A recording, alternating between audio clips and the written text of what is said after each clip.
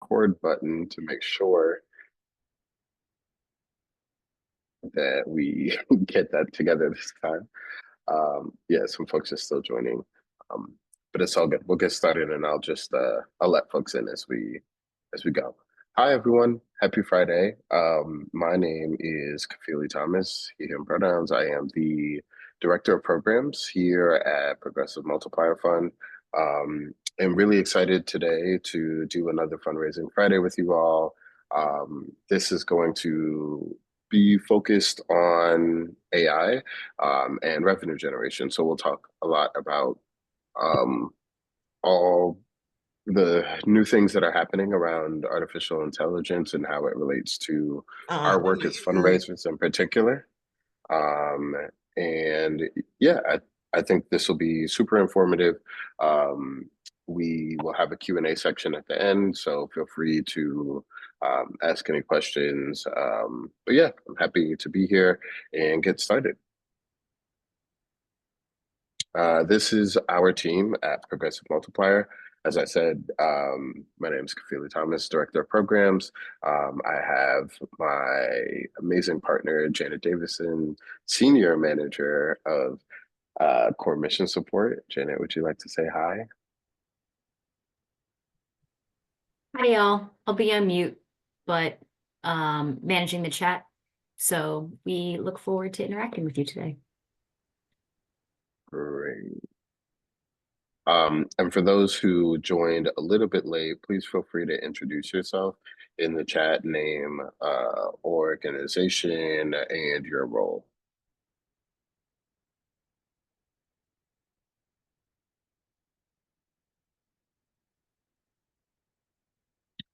So a little bit about Progressive Multiplier as an organization.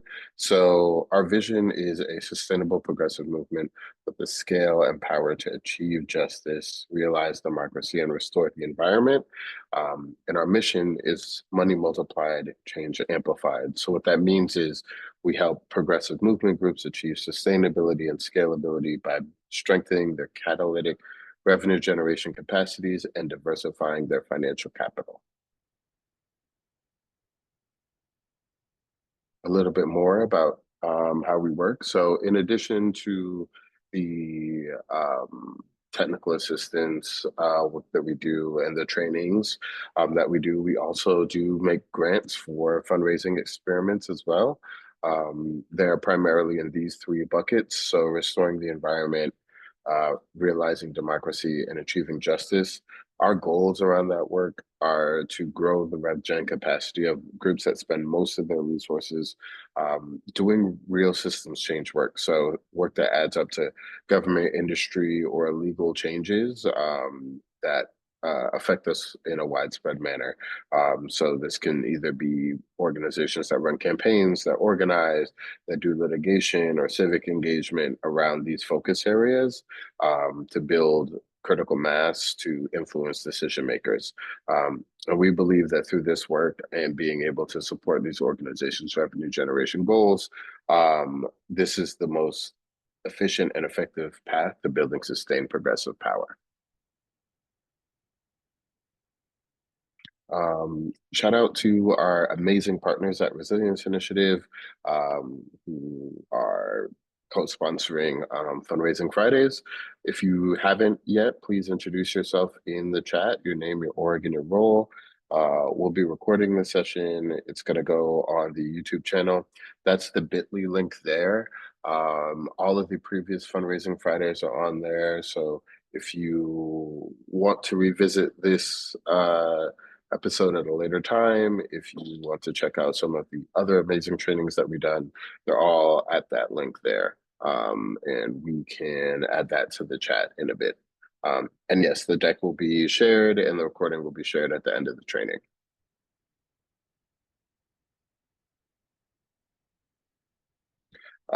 So in addition to Fundraising Fridays, these monthly trainings, you're also eligible for one-on-one fundraising coaching. I think a couple folks in the chat have taken advantage of that with myself, but there are other amazing trainers who are here at Progressive Multiplier who are available to help you all through coaching, consulting, and preparing deliverables. Things that we've worked on are basic overviews of your fundraising practices, board fundraising trainings, annual development plans, end of year campaigns, any type of project that is framed around your fundraising needs, we can provide thought partnership and support on. So please feel free to sign up for that support. You can reach out to Michelle Mangle at Resilience Initiative or to myself or Janet directly, and we'll get you all set up with a session. And as we said before, please feel free to rewatch this or any of the previous Fundraising Friday sessions on our YouTube channel.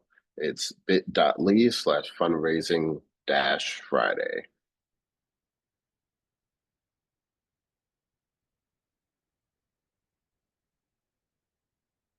Great. So now that we've got the formalities out the way, uh, what we'll be covering today is all about artificial intelligence and how it relates to our work as fundraisers. So we'll go over what AI even is, the ethics of using AI, how Progressive Multiplier uses AI, and how to think through and develop some frameworks if you choose to use AI in your workplace in different ways. Great. So, what is AI? You're hearing this phrase everywhere. These new buttons are popping up on all the digital tools that you have. It's advertised in our phones, in our computers, in our cars. But let's break down what it actually is and how these tools work and how humans interact with machine learning.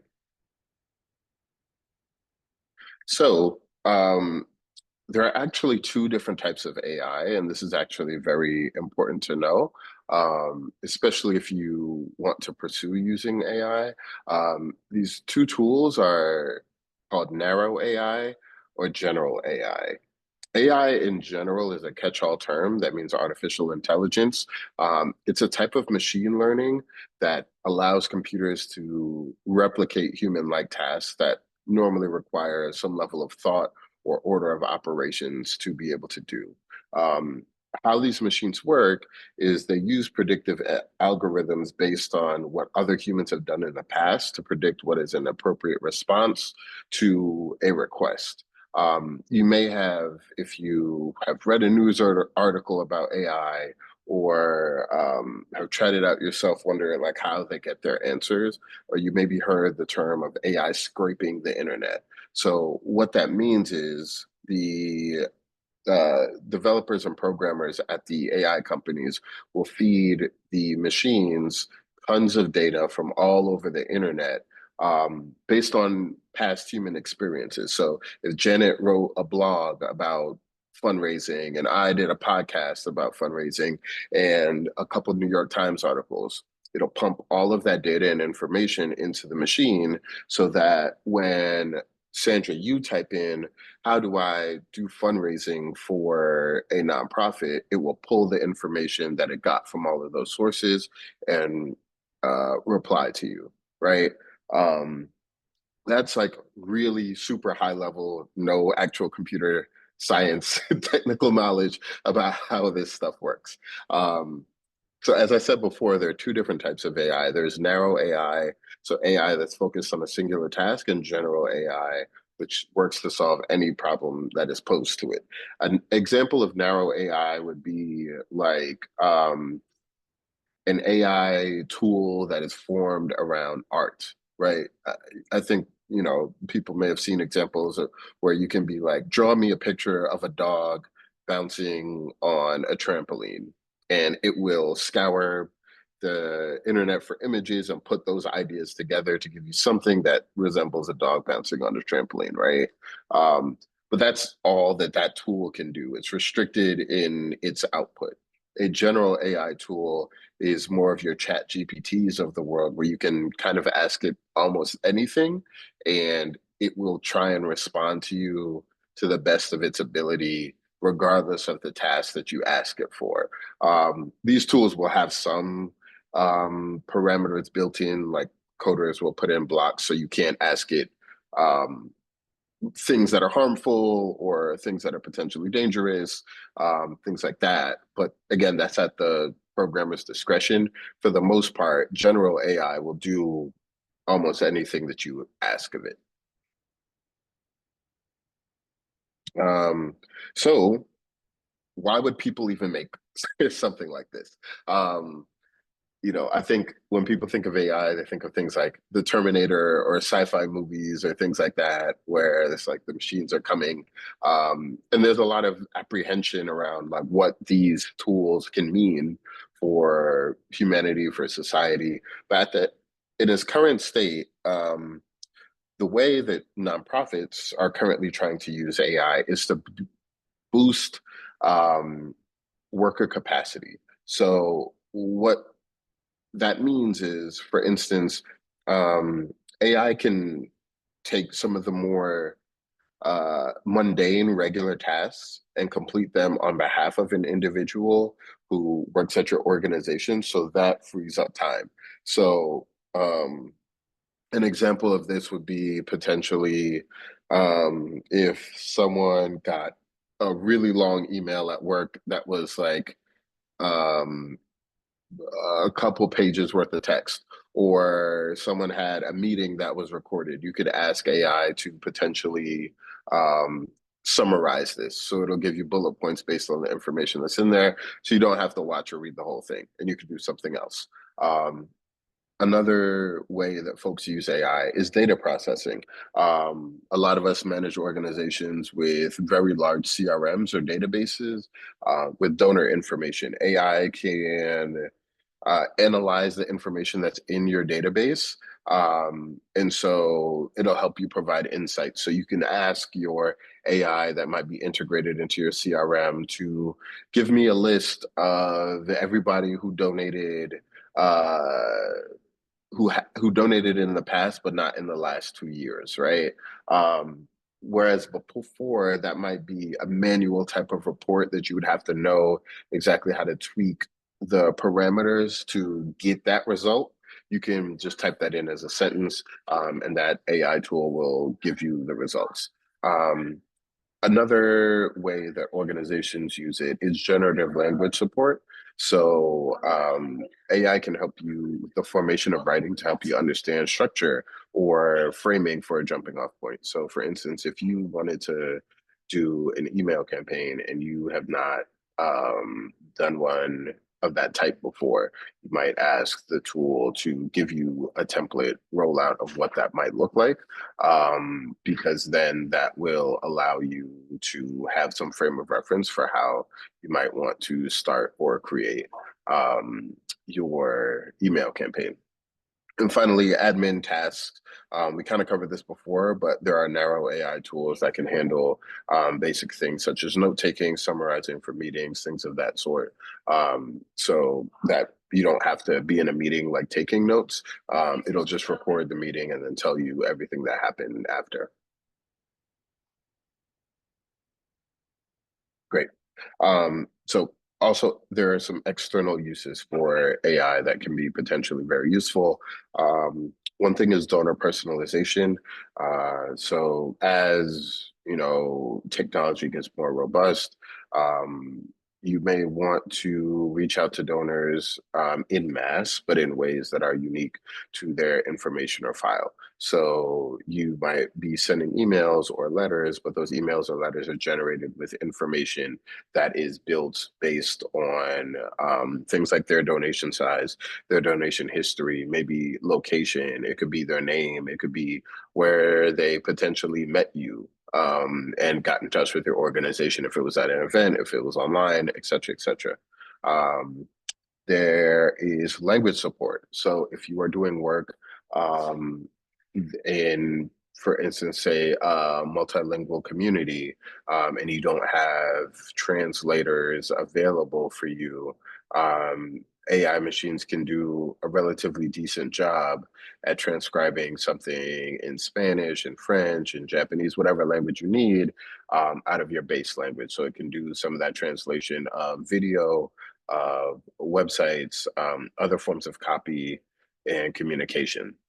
Um, Social media, you can use AI for dynamic content optimization. What that means is um, if you say have a long form video that you created, you can ask an AI tool to chop that up into an Instagram reel or a Twitter video or a TikTok, and put it in different formats for you. So it'll be easier for you to utilize all of your media and be able to do multi-channel posting. And finally, chatbots. So this is something that is popping up a lot when you check out different websites. You might see like a bot or a chat window pop up in corner of the website asking you questions or about why you came to the website. What these tools do is if you have pretty standard reasons why people would check out your website, maybe you are a direct service organization and people either go to your website to either receive services or to donate, you can have a chat bot set up that's asking why someone came to the site and direct them to the place that they would want to be. You can give it responses based on most frequently asked questions like, what are your operating hours for, say, a museum or something like that? And it will tell you what those operating hours are, and it'll respond to people when they ask for that. Great. So now that we've talked about what these tools are and what they do, let's talk about, what some of these tools actually are conceptually. So starting with ChatGPT, that is probably the most famous AI tool right now. It is a general AI tool. It can respond to your requests. It can create art that's not very good, but we'll we'll get semi close to like what your requests are. Um, and yeah, so it is a general AI tool.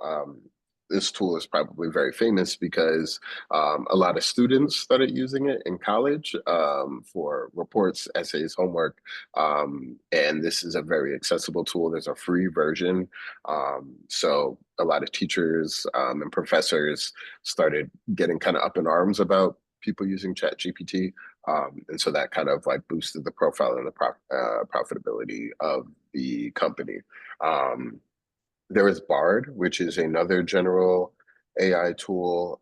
I want to say Bard might be owned by Microsoft.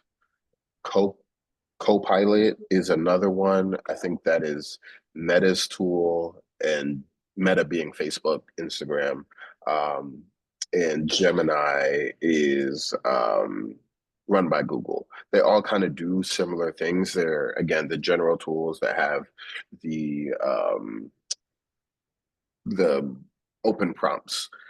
Um, Janet, I read that one of the more advanced AI software, I think it was ChatGPT, was instructed to open a door, and what it did was hire a person through TaskRabbit to open the door for it. Yeah, that's really funny. Yeah. So again, these things are like they pull info from the internet. So they don't have like actual human intuition. It's just like if people were on Reddit maybe or some Ask Jeeves, if you're old enough and internet savvy enough to remember Ask Jeeves and was like, how do I open this door? Right. Somebody probably one day said, hire a TaskRabbit. Like maybe it was like a locked door from the inside, but it doesn't know context or things like that. So it'll just repeat whatever answers it saw somewhere else. Um, some of the AI tools are narrow AI tools, which are the more specific ones. And you may have used AI tools in the past without even knowing that you use them. One form of AI tool is Grammarly. I know this became popular a few years ago. And so the purpose of this tool is to improve your writing quality. So if you wrote an email and maybe it came off a little bit dry or tense, like you might want to change the tone, but you can't find the right word for it, you would highlight it in Grammarly and say, I want to make this maybe more fun or whimsical. And it will suggest other words based on other writing that has been put into the machine about how you would set that up. There's Canva. Canva is a narrow AI tool that helps with graphic design. So that's if you have digital media that you want to create, you can put prompts and tools into Canva, and it should be able to help support you. One that is fundraising specific is Donor Search AI. So this is a predictive modeling tool that helps segment donor prospects through tons of different data points, such as wealth indicators. So Donor Search was its own company, and they came out with an AI model. So basically, you can start asking it more prompts and questions like, show me everybody who donated to a civic engagement organization above $1,000 in the last 2 years in Seattle, and then it will pull that information and provide a list for you. So things like that. Again, can't ask it to do your homework for you, but for the narrow tool, that's kind of how you would want to use something like that. I think we have some more on another slide. Ad copy. So this is marketing focus. This is another narrow one. The rest of these are kind of narrow, and you'll see um, so this will help you make ads. So maybe you are advertising on Facebook, or you have a fee for service model that you want to like promote. You can pump the information into ad copy, and it will create ads based on what type of ad you would want to put that together. There is Buffer, which is a social media management AI tool. So it can take your text and copy. Maybe, for instance, you have um, a report that you want to create a tweet about, and there's only, I think it's 140 characters maybe that you could put. So it'll read the report, put the most important stuff in a 140 sentence tweet, and send you the copy so that you can put that together. Um, there's Tango. So Tango um, is to create like a how-to guide. So say you are creating some curriculum or something, you can just put the steps in, and Tango will create a video based off what you did to create a guide or a tool. There is Surfer AI, so that is focused on actual content generation, primarily around articles. So you can use that. Tars and ManyChat are two chat AI tools, the same type that we talked about. Um, the ManyChat, I think, is specifically focused on converting donors. So if people show up to your website, it'll pop up and it'll have various prompts that would lead people towards donating to your organization. So it's a donor funder funnel type of tool. Sysense is for data analysis, and 10Web is for building a website. Any questions on that? I know there's a lot of information and super dense, but wanted to make sure that we had a good grounding of what we were talking about before we get into some of the more loosey kind of stuff.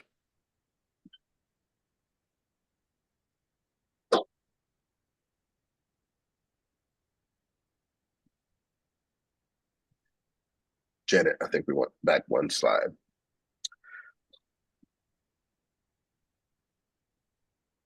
Oh, Janet, do you use Tango? I didn't know that. Is that what all of our so Janet does a lot of our like system stuff. So like anytime I need to like put something in our database or something, like she's the person that I annoy all the time. And she always has a handy how-to video. So now I know that apparently we use Tango to do that. See? I should have known that, so I could have included that on the how PM uses AI slide. But that's fine. It's okay. You got a little preview. See, you never know when people are using this stuff. Um, great. Are we good to go forward? I think, if no questions. All right, sweet. So let's talk about the ethics of using these tools. There, this is brand new technology that's really exploding into the mainstream that has tons of ramifications on um, society and life. And so we'll talk about some of those at a high level, not to say um, what's right and what's wrong, but to give you some framework about everything that comes along with artificial intelligence. Right. So, first of all, we'll talk about just the public views of AI. So, because this is new technology, there isn't really like super set social norms around using these tools. We're kind of figuring this stuff all out together.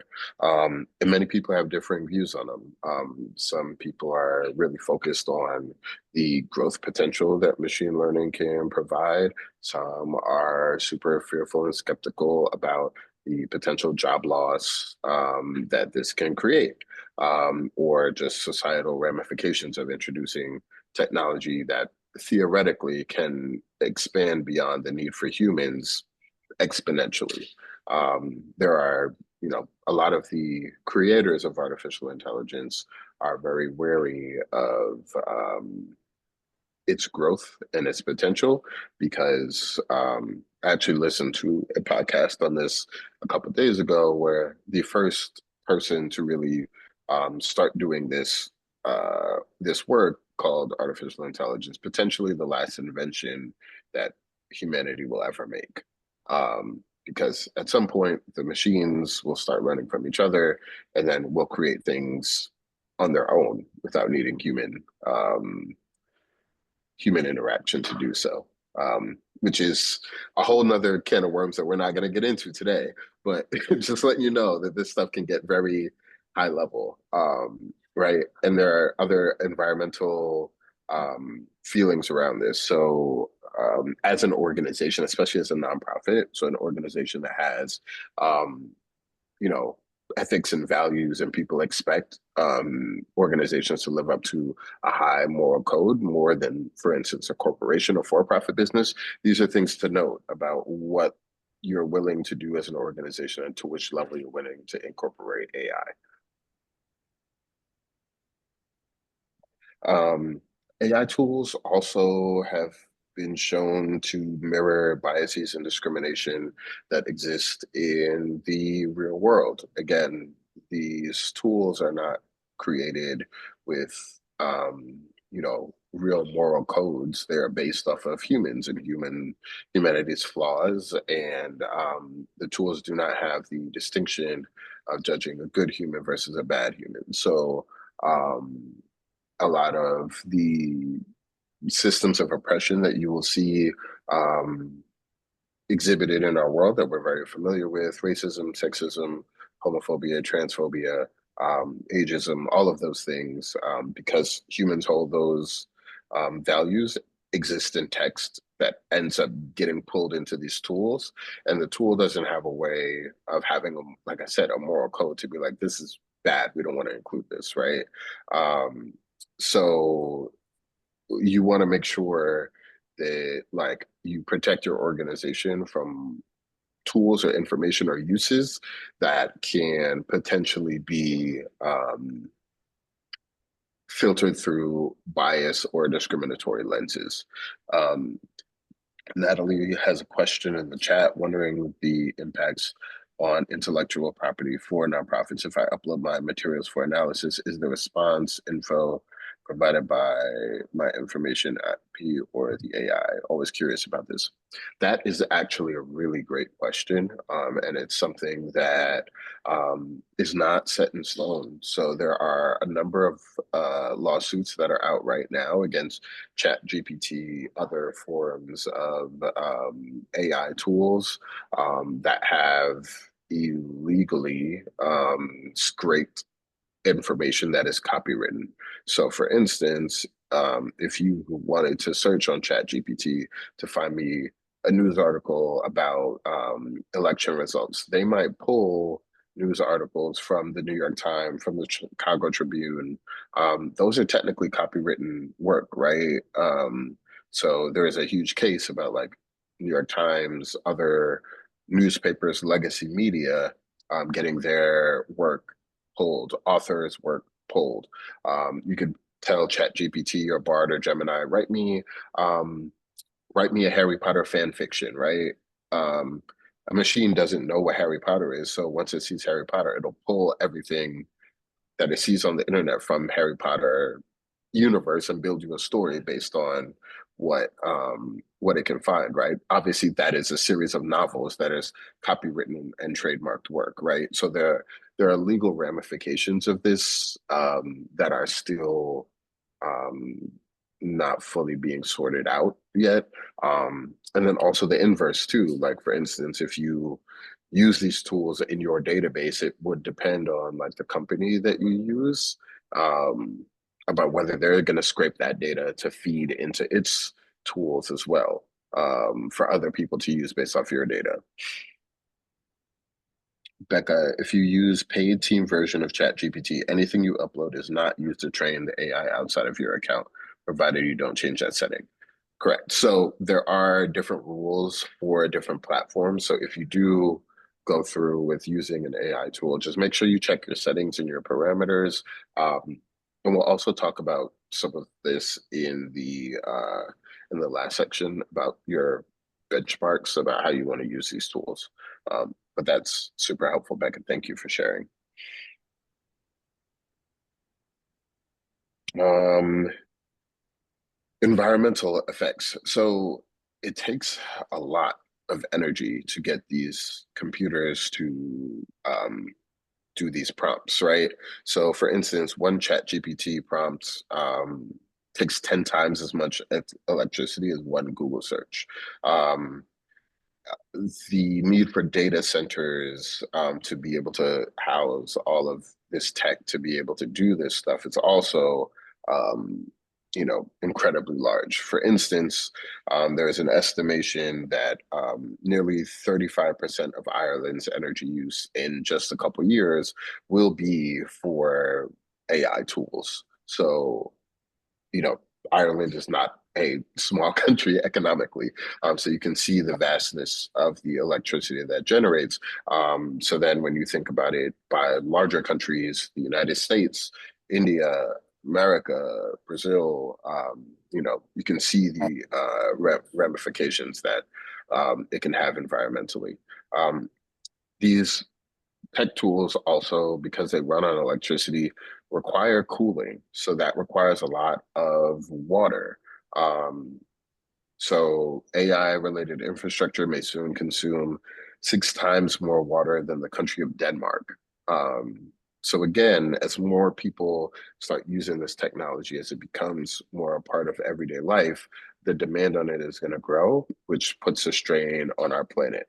So especially if you are an environmentally focused organization, um, you may, if you start using AI tools, I would say be prepared to be able to talk publicly about why you would want to do that, because there may be questions that your organization may face about, um, you know, how to accurately be an environmentally conscious organization while using such an energy reliant tool.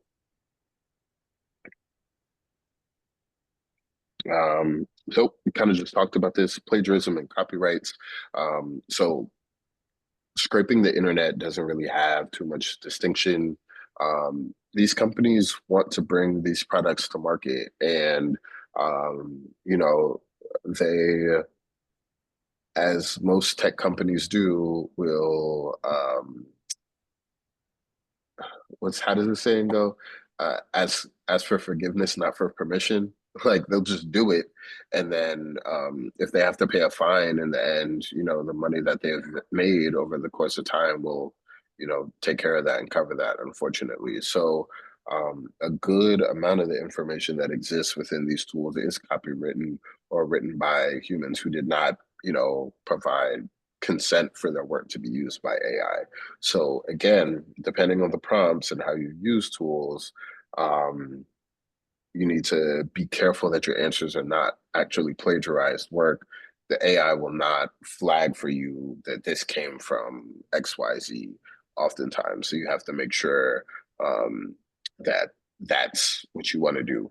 One thing that I have done in the past whenever I've used an AI tool around information is to add to the prompt, um, provide sources.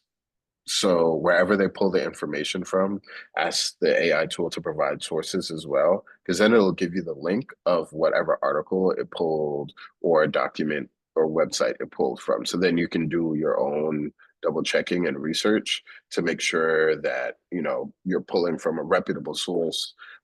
They didn't just bring you facts that you're going to post on your website from the back pages of Reddit or some crazy site. So I urge you to really make sure that you're verifying your information. Um, great. Any questions about those, the ethical points?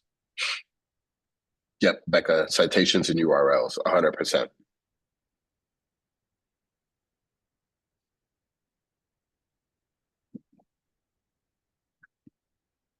Nope. Okay, let's talk about how we use it here. Um, So there have been positive benefits from us using AI here at Progressive Multiplier. Um, we have a small team, as you saw by our Meet the Team logo, and that's the largest it's ever been with a lot of new members. So it's helped us really increase our productivity, um, get better aligned strategically, and be able to collaborate. We don't have to do as much manual research for our work across teams because we can find things a lot more easily. Um, there are a couple different ways that we are using AI.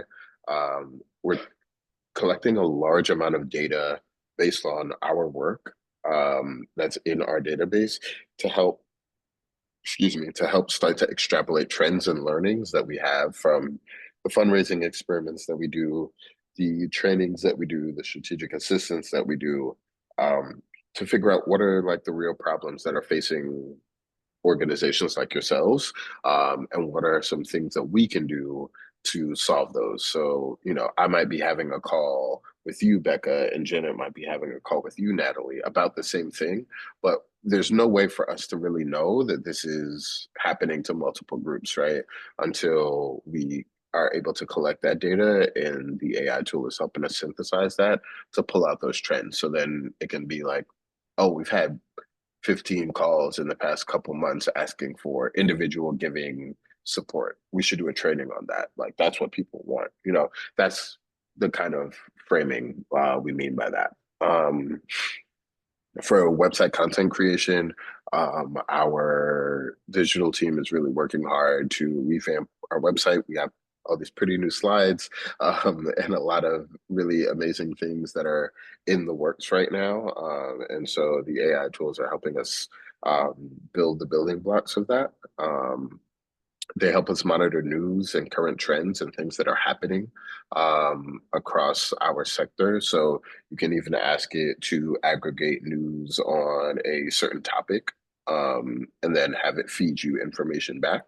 Um, we also have it do note taking and recording so that when we are sitting in meetings, I don't have to, you know, stop every 30 seconds to take a haphazard note. I can fully engage for the entire call, knowing that the meeting is going to be recorded and summarized. And I can share that with my team members. So if someone has to miss a meeting, they can jump in like they were there, which has been really nice. It also helps us with our project management as well. Um, so that has been a huge plus for us. Long term, we are using um, Chorus AI to help train our we're working to train the tool to be in line with our organizational brand and voice so that it'll be closer to the outputs that we want, and give us like a better starting place, as we give it more framing about how we do our work.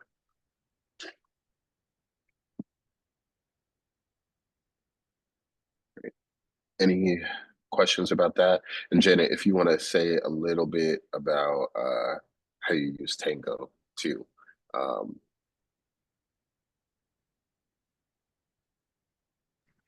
You got a couple questions in the chat first, one from Becca and one from Rose. mhm. Okay, curious about other strategies you've used to spot and call BS on AI responses. Um, so One is that BS sounds like BS. So if you are getting a response and you're like, really? That's an interesting fact, or I was way off in my estimation, I would put that fact, copy and paste it back into the AI tool, and I'd be like, find me 3 articles that say this, right?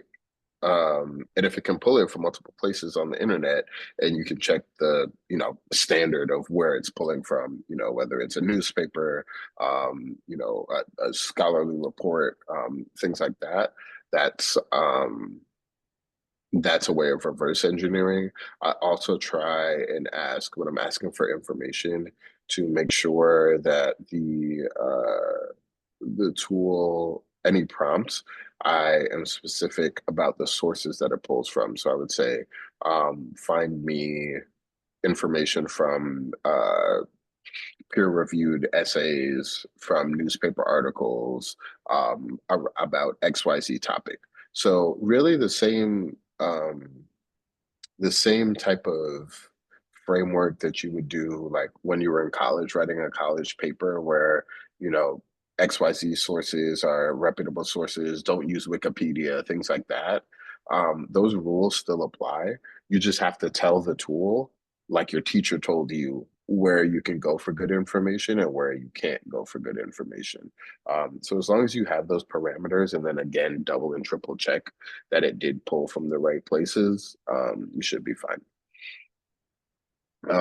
Rose, how much do these AI tools cost? General ballpark. So a lot of these tools are free now. Some are not, but a lot are free. And the reason they're free is they are trying to get everybody hooked on using them. So they'll have like a free version and a paid version. The paid version will get you more settings, and frameworks for you to like potentially have more privacy, to not have your data scraped back in, et cetera, et cetera.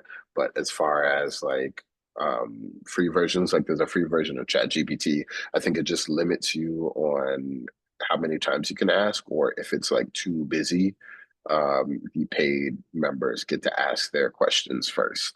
And I think the paid version of that might be like 20 to 25 bucks a month, something like that. Um, so uh, they don't really, they're not trying to make their money yet by, subscription based work. They want you to get used to using the tool, and then eventually down the road, I'm sure they're gonna hit us over the head with fees, but not yet. Um, Yeah, Janet, that is a good point. There's a whole new field of folks who are figuring out and learning how to use AI, and to be able to like do these prompts to get like quality results. This is going to be essentially a profession going forward. It's a whole new field. And so anything AI related, folks are going to, be able to find jobs doing that.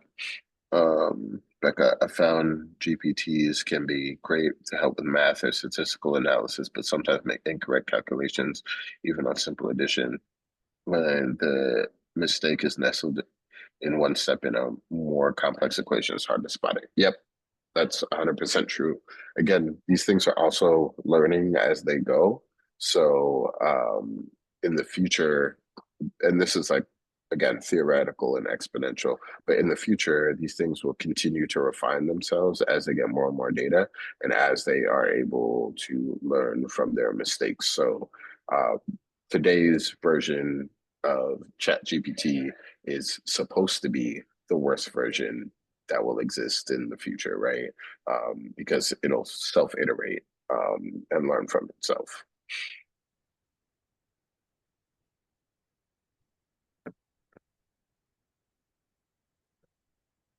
And yeah, Janet, that's a really good point about AI coming as part of a regular tech subscription. You'll see in a lot of the tools that you already use, maybe a new button somewhere that is AI integration from these companies that want to include it in their work. So you all may have AI access, especially in narrow tools, narrow AI already. Great. Let's talk about frameworks really quickly and then leave some space for some questions. So the first framework that I think is important is do no harm. So we want to ensure that any work that we do with AI has minimal negative impacts. So thinking about how we can use this as a net positive tool to maintain ethics. As we talked about, earlier, there are a lot of ramifications that come with this technology. So we need to be aware and cognizant of what this tool means, both in the present, but also in the future when it refers to jobs, when it refers to the environment, things like that. So, being conscious of what AI can mean. Secondly, is a human first approach. It's important that we don't allow technology to strip our humanity. This is supposed to be, at most, in my view, an additive tool, not a replacement for human workers. A lot of the apprehension around AI is that, well, once these tools become good enough or smart enough, why would we hire people to do that work, right? Because you can just get the tool to do it. Um, but there are some really severe ramifications on that, right? If you get an AI tool to do all your data entry in a CRM, right? So you don't need to hire a development coordinator. Where are you going to get your development managers from? Your directors of developments, your future EDs. The entire pipeline of employment breaks down if you take out entry level roles and replace them with machines. And we should be aware of that. So again, this can amplify and it should amplify, but it shouldn't replace humans. Um, as we've said over and over and over and over again, double check your information. If your high school English professor would teacher wouldn't take it, if your college professor wouldn't take it as information, um, it is not good information to use. So remember what we talked about with plagiarism, remember what we talked about with fact verification, try and use those tools and those prompts and be highly specific about where the tool can gather information from. And do not just assume that an AI generated answer is correct, even if it's from a verified source. Again, one of the first things we talk about in writing and in English is that we have to acknowledge the bias of wherever the source is. So even if it's coming from a reputable source, that reputable source will still have biases intact. So don't just take anything for granted. Make sure that you verify your information, double check your research, especially in our work, especially if you're working around marginalized communities, make sure that you are getting proper information. Um, and maintain your brand. I I wrote this in like I didn't have any other word to say, but robotic. Like AI written language doesn't sound like a human wrote it. You can tell like when a tool has been used to like create something. So when you I'm not saying that you can't use it for idea generation, but the idea is to use it for idea generation. That might be your kickoff point, and then you take the content that's there and you rewrite it in your organizational brand and voice and all of those things, right? You have to make sure that like all the work that we put out still sounds like us, and is connected to the human aspect of our work, and not just robots regurgitating things.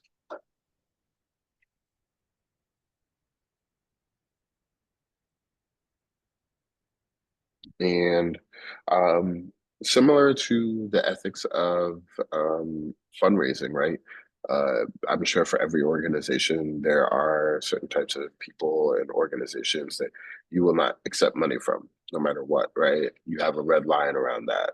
Um, you may have and want to develop a red line around this work. What is too much? Like, as we talked about before, if you are teetering on breaking that do no harm rule or the human first approach, um, are you doing too much with the AI tools? Do you need to rethink how this work can be framed?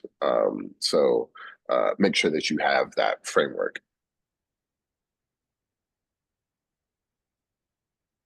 Great. And just wanted to open up the space for a little bit of Q&A. Sorry, that was like very dense. I tried to get through it as quickly as I could. Um, but yeah, if anyone has any questions, happy to answer.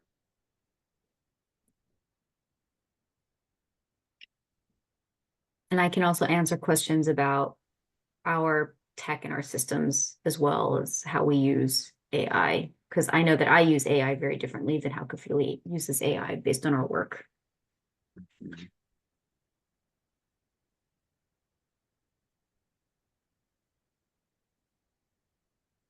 Sure. Yeah. Do you want to take it, Janet? Sure. So what I do, so I'm operations and project management, and we have a project management tool called Asana. They actually just implemented a new AI. They're still testing it out. It's still a little buggy, but the goal of it and the way that we're going to use it is to help us summarize the progress of our projects as it rolls up into our organizational goals and sub goals. And so making sure that we're able to keep an eye on how things are progressing, make sure that we can identify risks to projects, making sure that the projects actually roll up accordingly into what our organizational goals are. And so again, as Kafili said, it's a tool. It's definitely not going to replace a human. There's still the need to manually click, yes, this project, this goal is on task, or this goal is behind, this goal is at risk. So, and I appreciate that manual labor, because even though it's really nice to have that summation, it still requires that human interaction to push that information up accordingly. So that's how we use it in project management. Um, like Kafili said, we also use Tango. So I'm in charge of our tech stack, which means how all of our technology and software integrates within each other. So when we have a new tech, some of the times it's really complicated to make sure that all the integrations are done properly.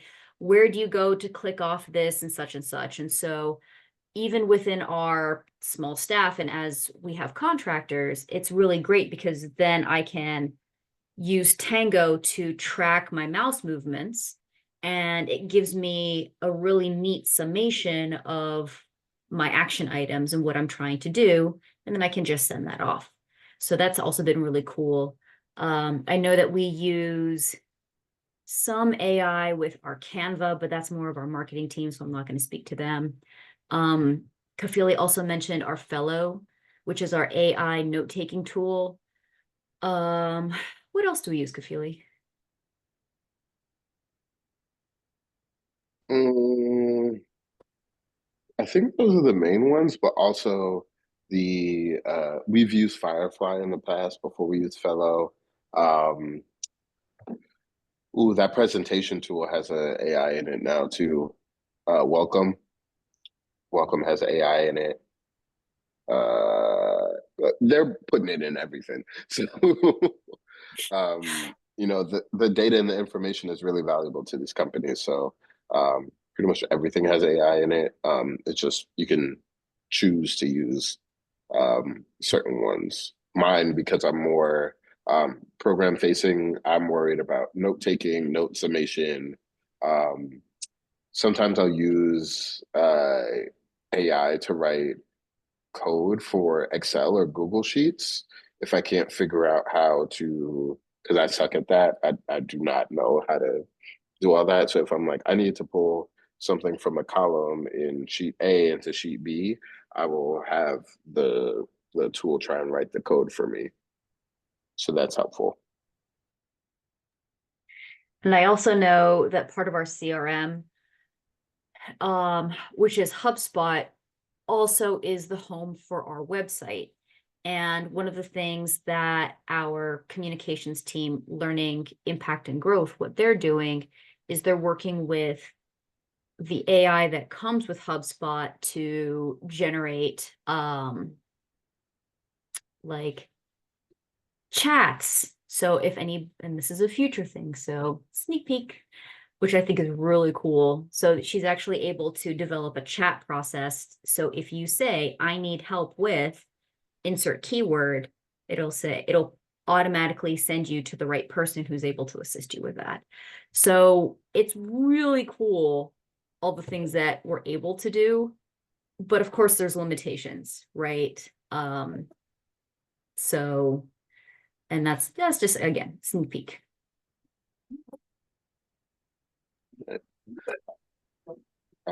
I know we are at time. So Janet, can we jump to last slide?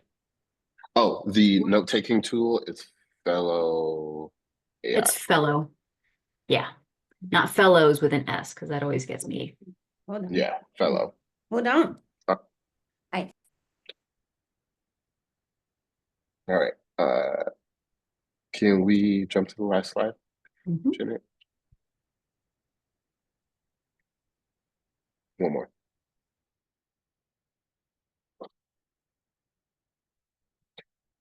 Great. So next month's training is going to be on the election aftermath. So please show up to that. Oh, do we have another 30 minutes? Oh, I am so sorry. My bad. I thought, an hour and a half. I am so sorry. We don't have to rush. Never mind. I saw people jumping off, and then I saw we were at the hour mark, and I was like, "Ooh, that went by really fast." But we still have a half hour, so never mind. Any additional questions? Um, I would love to hear from you all. If you all are currently using AI, if you're planning to use AI now after um, this presentation, and if you have any particular ones that you are interested in. I know Natalie said uh, chorus and tango stood out. Janet kind of went over how tango works. Um, Chorus is our other team that is not represented currently on the call, but that's the tool that they are using to kind of pull in all of the data from our work and push out trends. We can ask them a little bit more about that. But Janet, do you know more about how we're using Bit. chorus? So, they've named it. Its name is Cyrus. And I don't know if they gave that to the AI or if it came with that, but they are actually teaching Cyrus through sharing outputs of our work, through sharing articles that our communications team writes. And so it's able to analyze our voice, it's able to analyze the work that we do, and is actually able to learn and be more specific to progressive multiplier. So I don't think it takes from the World Wide Web. I think it's very much our AI tool as it pertains to our marketing. And that's how I understand it. But if anybody has any particular questions about Chorus AI, I'm happy to pass that along to our communications team. Yeah, just put the link for their site in the chat. So, um, yeah, I think it looks like it's nonprofit specific, which is pretty cool. And so what it does is it pulls in information that is relevant to your organization and its needs, both internally and externally, if you want it to help frame your work. So it's really more of like a communication focused, I think, AI tool.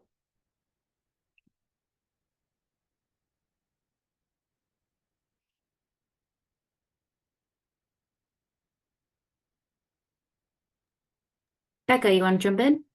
Hi, thanks. I thought it'd be easier just to talk. I'm wondering how those standalone tools compare to the large volume of GPTs that are available when you subscribe to ChatGPT 4.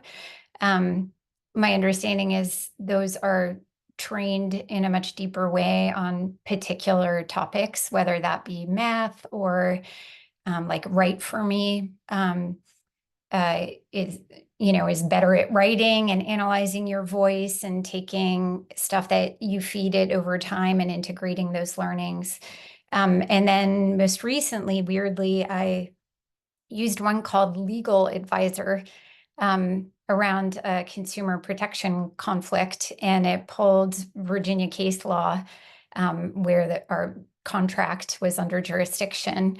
And I just did a brain dump. Like, I didn't think about how to write it in any polished or structured way. It was just like vomiting out the scenario of what we were dealing with. And the Legal Advisor GPT responded with such a great structured kind of enumeration of the various potential law breaking that took place. And then I'm now asking it I'm feeding it a bunch of documents and asking it to write me a demand letter. And then that means I don't have to pay an arm and a leg for a lawyer. I have a lawyer friend who can spend 15 minutes looking at it just to vet it and make sure it's okay. Yeah, I think that's really cool. I think the difference between them, I would relate it kind of similar to um, you know, kind of employment, right? So if you are looking for a generalist to do like a type of task, a general AI can do that task to some relative level of success that you would probably need to dive in deeper and clean up after. But because the narrow ones are specialized, right? Say it took 100 hours to develop the skill set for the AI to do certain things, right? The legal AI spent 100 hours just only focused on legal stuff, so it'll have more nuance around that information, or was fed specifically that stuff. Whereas the more general one will have a lot of more information. So I think too, because and again, I'm not a coder, nor have I written for any of these companies. But for instance, if you're like in your example looking for specific legal advice, it would make more sense to do the legal to get the more narrow one, because I believe like the information that AI tool will pull from wouldn't get, I don't want to say contaminated, but like muddied by general information, right? So your general GPTs are pulling from all over the internet, where that one is more highly specific of the data that was put into it. So the responses that you can pull it out.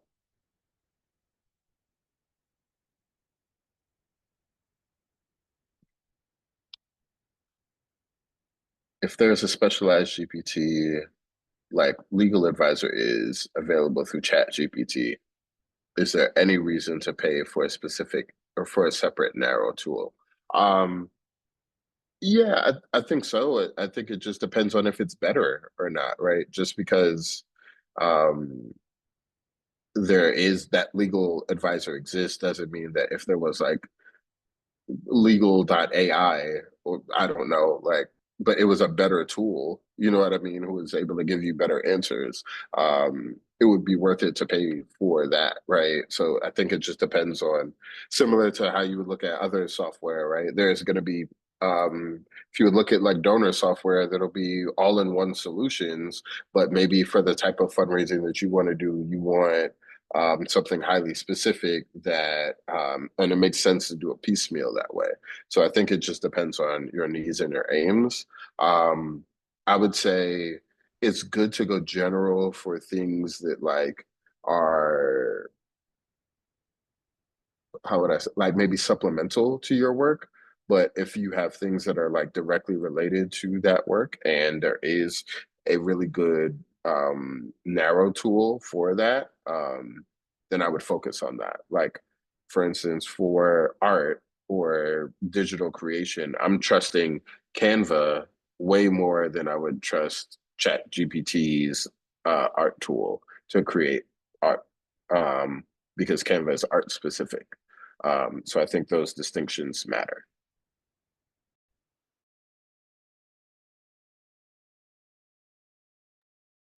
And just throwing in my 2 cents. So I am part of the Project Management Institute of Washington, D.C. It's just a project management association here. And PMI, Project Management Institute, actually created their own project management AI. But it is so far different than what ChatGPT can offer. So even though ChatGPT scours the entire web, it's still able to give you a more succinct answer than the project management website, which is based on the project management knowledge that they've put into it. So it also depends on what the output is that you're looking for and the quality of the output that they're actually giving to you. Because the other thing to take into consideration is, are you looking for AI to analyze information? Or are you looking for AI to analyze a software? And I think that's where some of the more narrow AIs will come into place, is that they're analyzing that software. Like, I can't have ChatGPT connect with our Asana project management software to analyze our projects. Like, the connection there is just going to take way too long. And so it's doable, but using the built-in AI to Asana makes much more sense. So, judgment call?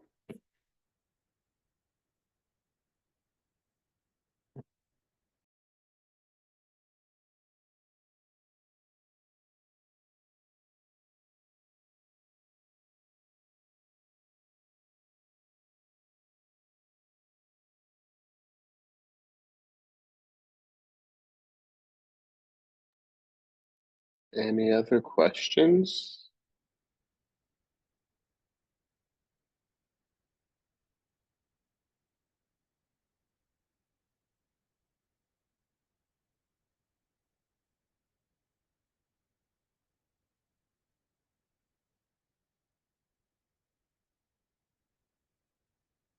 How are folks feeling in general about AI now? Has this presentation changed anyone's mind, or gotten a little bit more insight on how you would potentially want to use it?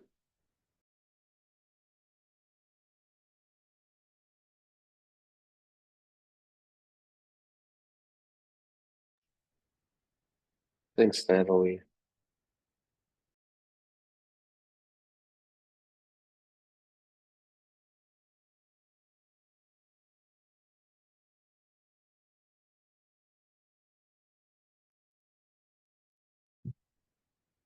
I'll jump in.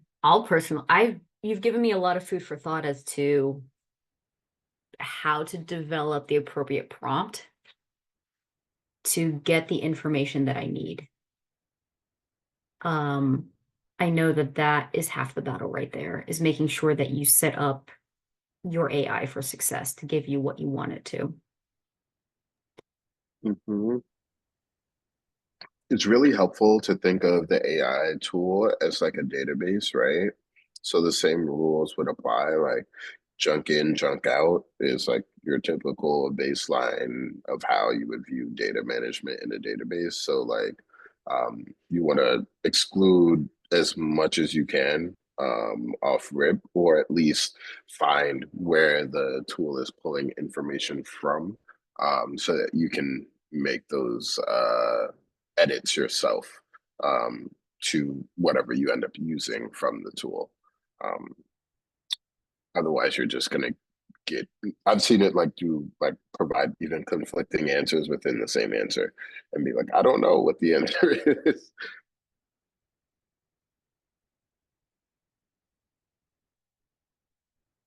Thanks, y'all. I'm glad this training was useful.